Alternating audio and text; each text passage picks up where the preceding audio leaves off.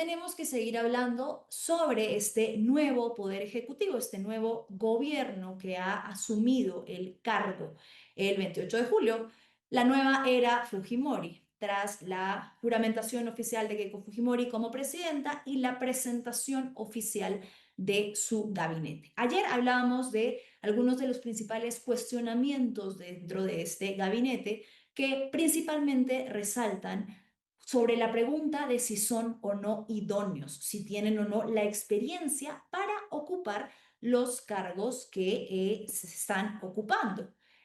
Uno de los más cuestionados, entonces, ha sido el nombramiento, pues, del ministro de Salud. Tenemos, Switcher, coménteme si ya tenemos conectado, por favor, a nuestro invitado del de hoy. Perfecto. Entonces está conectado con nosotros Hernando Ceballos, quien es médico y ex ministro de Salud. Doctor Ceballos, ¿cómo está? Muy buenas tardes. Muy buenas tardes, Manuela. Un gusto conversar con ustedes y con los amigos de esta plataforma. Doctor Ceballos, hablábamos entonces, bueno, de muchos sectores que están bajo la mira en este momento en el gabinete de Fujimori, el sector cultura, que tiene a una persona que no tiene experiencia más en el ámbito particular, que tiene más experiencia en el ámbito deportivo, lo mismo con otro tipo de sectores, pero uno que nos compete hoy especialmente porque además lo que trata, lo que gestiona son vidas humanas, es el sector salud. Ha sido otorgado a Luis Dyer, que es un empresario agroindustrial que no tiene ningún tipo de experiencia en gestión sanitaria. Ha habido un pronunciamiento que quiero que veamos brevemente. Tenemos la claqueta del decano del Colegio Médico, Pedro Riega, que ha señalado que esto les preocupa.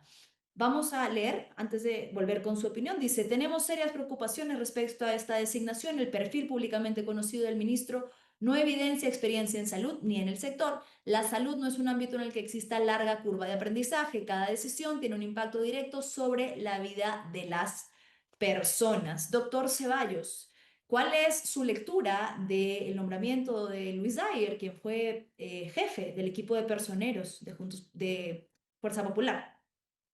Sí, a mí me genera una pregunta, una duda, porque es la verdad indefendible, ¿no? Poner en un sector tan sensible como el sector salud, donde se tienen que tomar decisiones rápidas, de estrategias, de cómo abordar distintos problemas, en un país además tan fraccionado, que tiene realidades sanitarias tan diferentes, poner a una persona que nunca ha estado en el sector salud, es decir, cuáles han sido las razones para entender que una persona que no tiene ningún vínculo con el sector salud, ninguna experiencia, ponerla al frente del Ministerio de Salud. Después puede rodearse de asesores, pero el que toma las decisiones finales es el ministro.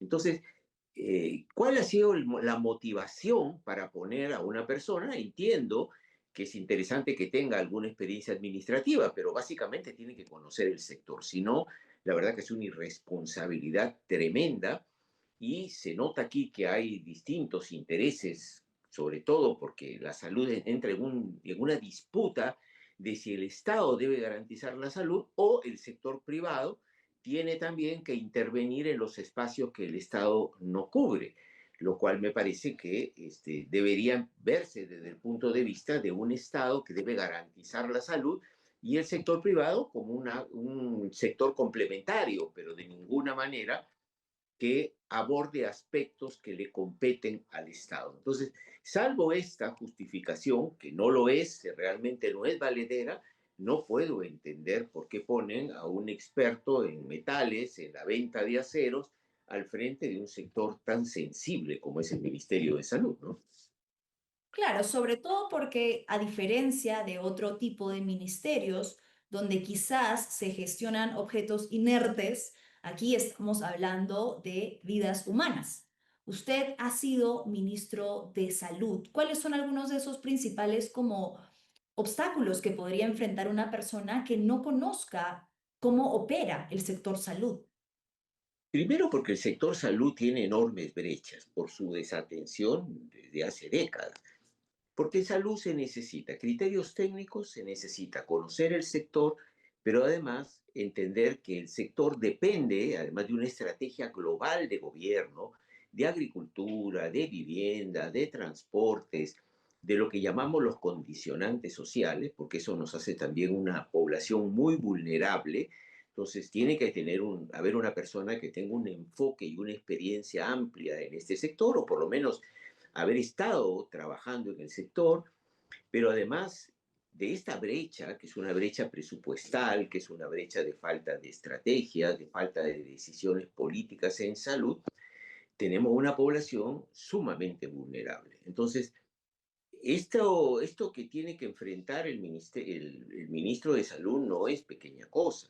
Primero, en el sector salud, el 90% de los establecimientos de primer nivel tiene condiciones inadecuadas, es decir, tiene problemas para resolver una buena atención, ya sea en personal, en equipamiento, en medicamentos, el 90%. Esto se profundiza en el interior de nuestro país y en las zonas más pobres.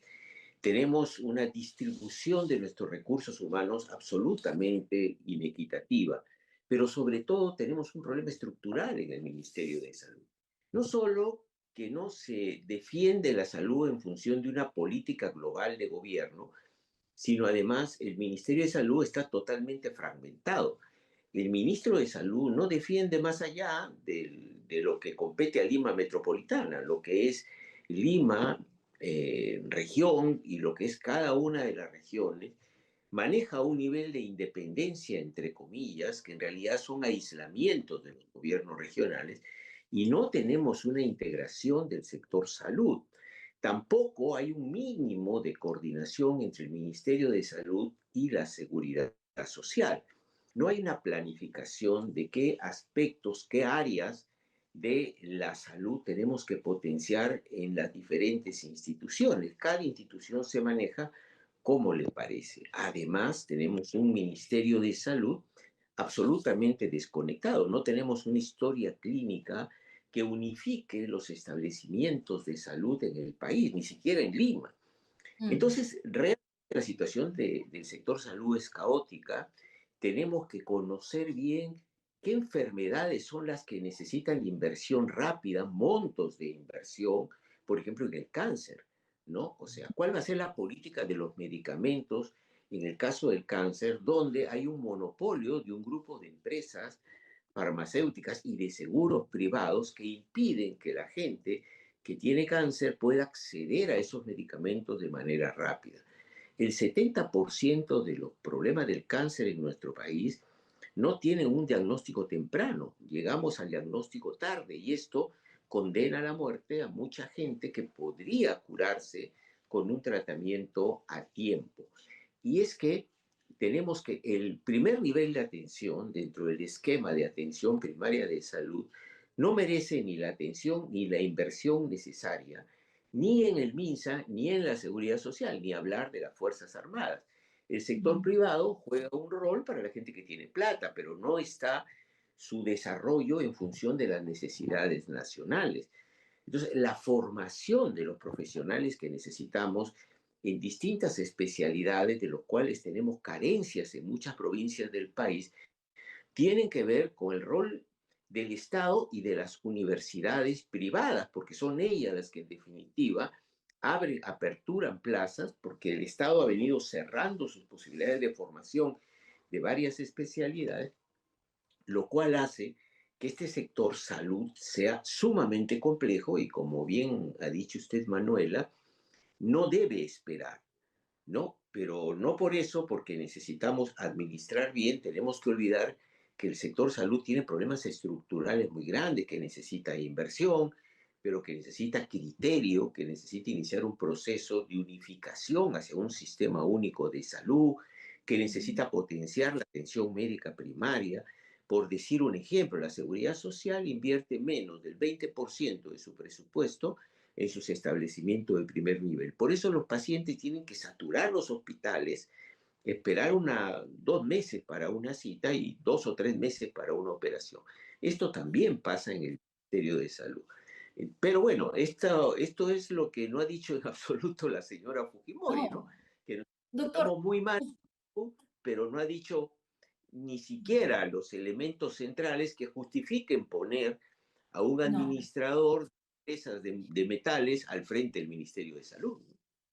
¿Usted considera que dentro del entorno de la señora Keiko Fujimori pudo haber encontrado mejores perfiles, perfiles más ad hoc al cargo?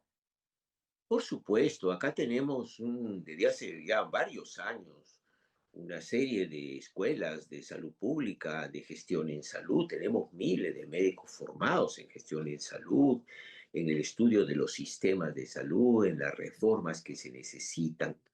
Esto no es el problema. El tema ha sido en nuestro país la toma de decisiones políticas en salud. Es decir, que el gobierno diga, señores, vamos a asumir la salud como un derecho y una responsabilidad del Estado. Pero el derecho lo tiene que garantizar el Estado, no solo que esté en la Constitución, como si eso fuera una responsabilidad individual del ciudadano, sino el Estado debe garantizar. Entonces vamos a tomar decisiones. ¿Cuánto necesitamos de recursos en salud? En nuestro país, para cerrar la brecha, necesitaríamos primero mejorar la presión tributaria para algunas grandes empresas, para disponer de un fondo en salud que empiece a cerrar las brechas. El presupuesto que tenemos ahora, que es de alrededor de 30.000 millones, es tan grande la brecha que con eso vamos a administrar la crisis que tenemos, pero no alcanza ese presupuesto para cerrar la brecha que tenemos, es decir, las carencias que tenemos en infraestructura, equipamiento, recursos humanos. Necesitaríamos alrededor de 75.000 médicos y enfermeras para empezar a cerrar esa brecha. Eso significa mejorar los presupuestos. ¿De Claro, dónde los vamos a sacar? pagos por salud. ¿De dónde vamos a sacar la plata? Entonces, si seguimos exonerando de tributos a grandes empresas, si seguimos exonerando de presión tributaria a empresas que tienen grandes ganancias, va a ser muy difícil que atendamos la salud. Lo que pasa es que cuando ponemos un administrador, lo que va a hacer es, vamos a tener una salud con resultados. Entonces, eso quiere decir tratar de generar una mayor cobertura, pero a menor costo. Quiere decir bajando la calidad de la atención, ¿no? Entonces, la salud no se Más, puede. La bajando salud más. tenemos que darle una salud de calidad, tenemos que Claro. darle una salud al alcance de toda la población, sobre todo de la más pobre, ¿no? Correcto. Yo le quiero hacer una pregunta. Cuando se dio el debate técnico entre los dos equipos principales, ¿no? Juntos por el Perú y Fuerza Popular, usted de representación de Juntos por el Perú estuvo frente al señor Recoba, justo en el bloque de salud. ¿Qué usted pensaba, quizás esperaba, como algunas personas, que iba a ser el señor Recoba quien iba a obtener ese cargo? ¿Qué cree que sucedió? ¿Qué pasó? Bueno, cuando en el debate anterior, cuando hubo el debate entre Keiko Fujimori, los equipos de Keiko Fujimori y Pedro Castillo, también me pidieron que yo asumiera el debate en ese momento del equipo de Pedro Castillo y estaba el señor Recoba. Y una de las cosas que dije, y me reitero en eso, es que resulta que ahora un grupo de empresarios que miran el presupuesto de salud y el presupuesto general de la República con muy buenos ojos, se han dedicado a querer administrar la salud del país. Y ya hemos visto durante la pandemia que el sector privado, pues, y con todo derecho, ¿no? Lo que ve es el lucro, ¿no? Durante la pandemia, ¿acaso alguna empresa le dijo al Estado, mira, estamos en emergencia, vamos a disponer para la gente pobre tantas camas en las clínicas privadas? Le dijo, vamos a disponer medicamentos gratis para la... No, el sector privado subió sus costos. Internarse en una clínica en época de la pandemia costaba un dineral y la gente se moría porque no tenía esos recursos. Y no lo puedo culpar al sector privado, pero sí el sector, el Estado debe garantizarlo. Yo le decía al señor Recoba, usted nunca ha trabajado en un hospital público, por lo menos no ha trabajado en los últimos 20 años que yo recuerde. Usted es un hombre que viene del sector privado. Usted es un hombre que se opuso a las vacunas cuando se nos morían cientos de miles de personas. usted se opuso a la lactancia materna porque usted es un funcionario que alienta el consumo de leches artificiales y lo que necesitamos en el país es una salud pública que se juegue por los ciudadanos, ¿no? Que realmente llegue a todos lados. Y bueno, yo, por eso a mí no me sorprendió que en el debate pues apareciera el señor Recoba diciendo Pero no lo le que no va a hacer. sorprendió que, pese a que lo han puesto en dos debates, ¿no lo hicieron ministro? Bueno, ya estuvo presidiendo la comisión de transferencia el Claro, doctor pero Recoba.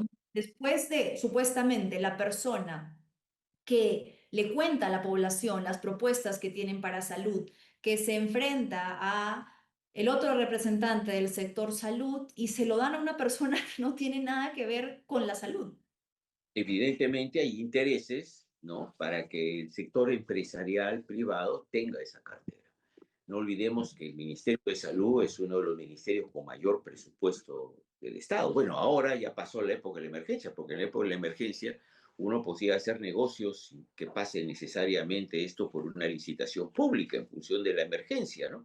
Pero de todas maneras, controlar el Ejecutivo, el Ministerio de Salud y con el poder que tienen ahora en el Senado, pues es un ministerio que puede resultarle muy rentable al sector privado, ¿no? Sí, por supuesto. Lamentable porque lo que se percibe desde la población es que incluso no solo la población, sino de sectores cercanos a Fuerza Popular, es que no se han destinado las personas más idóneas o experimentadas para los cargos y eso se empieza a contradecir con las promesas que ha dado en su discurso la señora Fujimori. No sabemos cómo las va a concretar si no tiene los mejores perfiles técnicos para hacerlo. Sí, lamentablemente eso nos va a costar, le va a costar a la población peruana, sobre todo la población más humilde, le va a costar mucho, ¿no? La vida o postergar la lucha por una mejor salud. Y en un país donde, mire, yo he recorrido casi todas las regiones del país cuando era ministro, porque había que enfrentar la pandemia, llegar con las vacunas, oxígeno, etcétera, y uno ve que hay cientos de miles, por no decir millones de peruanos en situación vulnerable donde la salud no llega definitivamente, no llega. Hemos llegado a poblaciones de pueblos originarios donde la gente no se quería vacunar porque dice, pero si acá no llega ningún funcionario hace 20 años, ¿no? O sea, y ahora con una sustancia extraña a vacunarnos, ¿no? Tal es el olvido que tiene nuestra población más alejada del cuidado de la salud, de la presencia del Estado, ¿no? No somos un país donde podemos darnos tiempo para más ensayos, porque cada vez que pasan los días hay más pacientes que fallecen o que la pasan muy mal porque no tienen posibilidades de ser referidos, no tienen posibilidades de una cama, en fin, ¿no? O van a algún lugar y se encuentran con que tampoco hay medicamentos. Bueno, pero esa es la realidad del Perú. De Esperemos todo el que, país. y que hayan buenos asesores para este ministro y pueda por lo menos administrar un poco mejor, digamos, el Ministerio de Salud. Yo tengo mis serias dudas realmente de que esto sea de esa manera, ¿no? Sí, Pero bueno, sí, instituciones médicas tendrán que, gremiales, profesionales, tendrán que seguir muy de cerca lo que está pasando con la salud en el país para impedir que se produzca un daño mayor que el que ya tenemos en el sector salud, así es. porque no vemos Doctor aprovechar. Ceballos, le agradezco muchísimo, como siempre, por su tiempo y coincido con usted que va a tener que haber una lupa mucho más cercana, fiscalizadora y precisa con respecto a estos sectores que tienen que estar al servicio de la población y no a la inversa, bajo posibles intereses de grupos de poder. Así es, bueno, y ojalá podamos alguna vez iniciar una reforma profunda como la que reclama la salud para que sea un derecho para todos los peruanos. Muchas gracias Bien, también a usted. doctor, muchas gracias, doctor Ceballos. Muchas gracias por su tiempo. Cerramos entonces, querida audiencia, con una encuesta que les hemos hecho. A ver, ¿qué dicen ahí? ¿El ministro de Salud debe ser médico? Un 82% dice que sí y un 18% dice que no. No sé si cercaría la respuesta a debe ser médico, pero quizás sí a que no solo el sector salud, sino cada uno de los sectores tenga alguien que tenga algo que ver con el sector. No basta ser un gestor para ocupar cualquier tipo de ministerio y creer que una vez dentro todo va a operar de manera matemática, administrativa, cuando cada cartera tiene sus particularidades que requieren especialistas. No me digan que no los hay,